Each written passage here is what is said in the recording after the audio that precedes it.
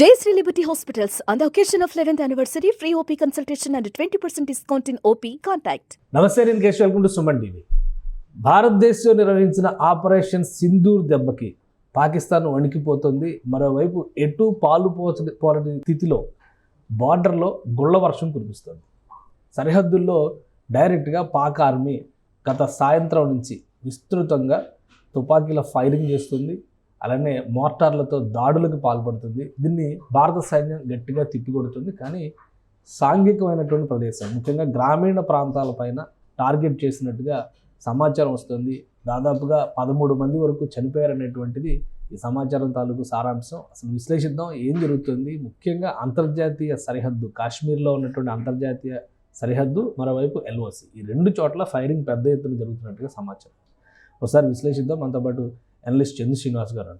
నమస్కారం. నమస్కారం అండి.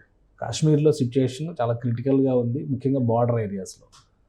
నిన్న ఈ ఫైరింగ్ ఎప్పుడైతే మిసైల్ అటాక్ అనేది జరిగిందో అక్కడ నుంచి మొదలుపెట్టి కొంచెం అడపాదడపా జరిగినటువంటి ఫైరింగ్ సాయంత్రానికి పీక్ స్టేజ్కి వెళ్ళింది అనేది సమాచారం. ఇప్పుడు ఎలా ఉంది అసలు అక్కడ ఉన్నటువంటి ఈ ఫైరింగ్ విషయంలో జరిగినటువంటి ఇన్సిడెంట్స్ ఏంటి? పరిస్థితి ఉద్రిక్తంగానే ఉంది, కాబట్టి భయపడాల్సిన అవసరం లేదు. ఎందుకంటే పూంచి, కుప్వారా, తర్వాత యూరి, ఈ సెక్టార్లో అమాయకుల కవింపు చర్యలకు పాల్పడుతున్నారు. అంటే ఇప్పుడు ఆ దేశంలో మీడియా కూడా పాకిస్తాన్ ప్రశ్నిస్తుంది. ఇప్పుడు మన దేశంలో వచ్చే 9 ప్రాంతాల్లో భారత్ లేపేసినప్పుడు మీరు ఏం చేస్తున్నారని చెప్పి ప్రశ్నిస్తుంది. మరి ఏదో ఒకటి చేయాలనే ఉద్దేశంతో వాళ్ళు ఉన్నారు. వాళ్ళు ఇప్పుడు మనం అంత్యక్రియల్లో నిన్న చూసాం, సైన్యం కూడా సంఘీభావం తెలియజేసింది ఉగ్రవాదులకి. కాబట్టి ఇప్పుడు ఏదో ఒకటి వాళ్ళ ఎగ్జిస్టెన్స్, వాళ్ళ మనుగడ కోసం పోరాటం అన్నట్టుగా చూపించుకోవాలనే తపనతో కవింపు చర్యలకు పాల్పడుతుంది. దానికి భయపడేది మన సైన్యం లేదు. కాకపోతే ఒక అమాయకుడైన భారత జవాన్ చనిపోయాడు, 13 మంది, దాంట్లో చిన్నపిల్లలు కూడా చనిపోయారు. అంటే సామాన్య మానవుల మీద వీళ్ళు మొన్న ఏప్రిల్ 22 మనం చూసాం సార్, అమాయకులైన టూరిస్ట్ ప్లేస్కి వచ్చిన వాళ్ళు దాడి చేశారు. ఇప్పుడు దానికి ప్రతి దాడి ఏంటి? మీరు చేసింది మిమ్మల్ని మీరు ప్రేరేపించిన ఉగ్రవాదులు ఇక్కడ అమాయకులను చంపేశారు. మీరు ఆపరేషన్ సింధూర్ అని చెప్పి దానికి ప్రతిదాడి May 7th అనేది నేను చూపించారు. ఇంకా చూపించితే మీరు తెలుసుకొని తప్పును సరిదిద్దుకోవాల్సింది పోయి ఇంకా రెచ్చగొట్టేదిగా ఇలా అమాయకుల మీద దాడులు చేయడం అనేది అది మంచి పద్ధతి కాదు.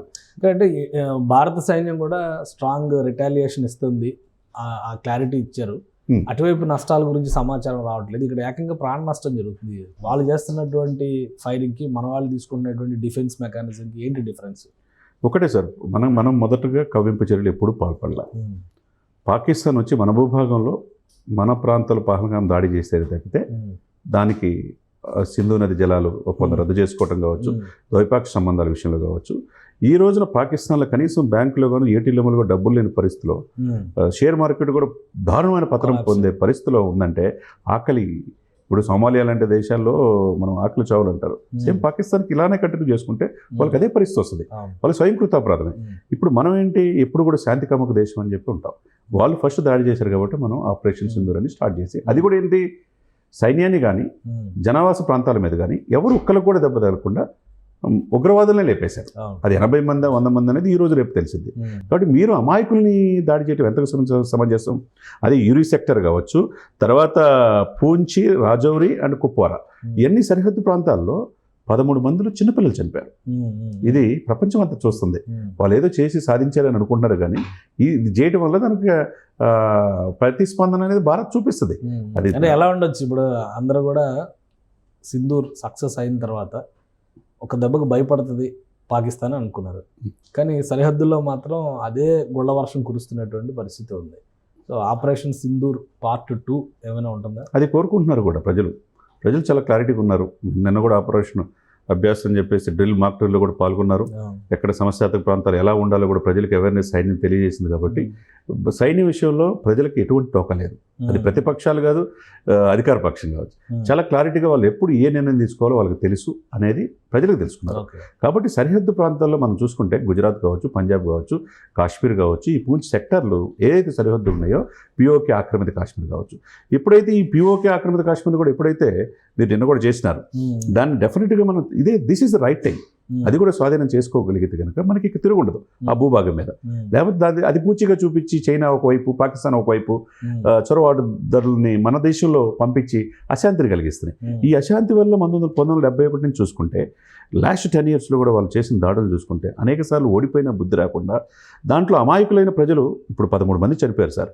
గతంలో ఎంత చనిపోయారు మనం చూసుకుంటే దాదాపుగా 800 మంది చనిపోయారు. సైన్యం 600 మంది తీవ్రవాద చర్యల వలన చనిపోయిన వాళ్ళు. అంతే కదా, చనిపోయారు. తర్వాత క్షతగాత్రులు 800 మంది కాళ్ళు చేతులు పోయిన వాళ్ళు. అంటే 1000 మందిని మీరు బలి తీసుకున్నట్టే కదా.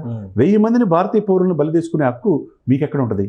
ఇంకా ప్రాణ నష్టం జరగకుండా ఇమ్మీడియట్గా అంటే వాళ్ళు ఏదో చేసినట్టుగా నిన్న పవన్ కళ్యాణ్ గారు చెప్పినట్టు చంప చూపించి గాంధీ సిద్ధాంతం సహనం కాదు, అది నశించింది, మీరు మూల్యం చెల్లించాల్సిందే అని. ఇప్పుడు ఆ దిశగా అది సింధూర్ 1, సింధూర్ 2 కోరుకుంటున్నారు ప్రజలు కూడా. డెఫినెట్గా ఎక్కువ టైం ఇస్తే ఇంకా విధ్వంసం పెరిగేటువంటి అవకాశం కూడా కనిపిస్తుంది. ఎందుకంటే గ్రామాల మీద దాడులు చేయడం అంటే ఖచ్చితంగా వాళ్ళు అమాయక ప్రజలను బలి తీసుకోవడం, ఏ మాత్రం మానవత్వం లేకుండా స్పందిస్తున్నారు. వాళ్ళు మానవత్వం అనేది మీరు అంటున్నారు, మానవత్వం అసలు ఎక్కడుంది వాళ్ళకి? మానవత్వం లేకపోబట్టి ఇట్లాంటి వికృత చేష్టలు ప్రపంచవ్యాప్తంగా ఏదో ఇది ఆత్మాహుతి దాడులు చేస్తాం, మేము ఏదన్నా మా దగ్గర గన్ ఉంది, ఈ కల్చర్ మా దగ్గర ఉంది, ఆయుధాలు ఉన్నాయి, అణువాయుధాలు ఉన్నాయి, మేము చెప్పింది వినాలని అనుకుంటే అది తప్పది. ఎప్పుడు ఒకే రకంగా ఉండదు కదా సార్. ఏదైనా కానీ అమాయకమైన ప్రజలు, సామాన్య ప్రజల జోలికి వస్తే వాళ్ళ పతనం రోజు కొని తెచ్చుకోవటమే. ఇది ఆపరేషన్ 2 ఈ రోజు స్టార్ట్ అయిద్దా, ఈ రోజు అర్ధరాత్రి స్టార్ట్ అయిద్దా, సింధూర్ 2 అవుతుంది, సింధూర్ 2 ఇంకేమన్నా పేరు పెడతాం ఏమో అది చూడాలి. సింధూర్ 1 దెబ్బకే వాళ్ళకి అసలుకి ఊహకి అందకుండా వాళ్ళకి దెబ్బ కొట్టారు. ఇప్పుడు సింధూర్ 2 అనేది ప్రజలు కోరుకుంటున్నారు. డెఫినెట్గా సామాన్య మానవ జోలికి వస్తే సైన్యం తగిన మూల్యం పాకిస్తాన్కి తప్పదు. రైట్. థ్యాంక్ యూ శ్రీనివాస్ గారు. ఇది పాకిస్తాన్ చేస్తున్నటువంటి వికృతి చేష్టలు ప్రధానంగా బార్డర్లో జరుగుతున్నటువంటి గుళ్ళ వర్షానికి సరైన సమాధానం చెప్పడానికి భారత ప్రభుత్వం కూడా వేచి చూస్తోంది. ఆపరేషన్ సింధూర్ సక్సెస్ అయిన తర్వాత పాకిస్తాన్ పేట్రేగిపోవడం పైన సైన్యం కూడా ధీటైనటువంటి జవాబు ఇస్తుంది. అయితే సరిహద్దుల్లో ఉన్నటువంటి గ్రామీణ ప్రాంతాలను టార్గెట్ చేయడం పైనే దేశీయంగా ఆందోళన ఎక్కువగా రేకెత్తుతోంది. ఇక ఆపరేషన్ సింధూర్ 2 ఉండే అవకాశాలు చాలా స్పష్టంగా కనిపిస్తున్నాయి పాకిస్తాన్ వైఖరి మార్చుకోకపోతే అని చంద్ర శ్రీనివాస్ గారు విశ్లేషిస్తున్నారు. ఇది special discussion. Keep watching. Suman టీవీలో మీ పర్సనల్ అండ్ బిజినెస్ ప్రమోషన్స్ కోసం కింది నెంబర్కి కాంటాక్ట్ చేయండి.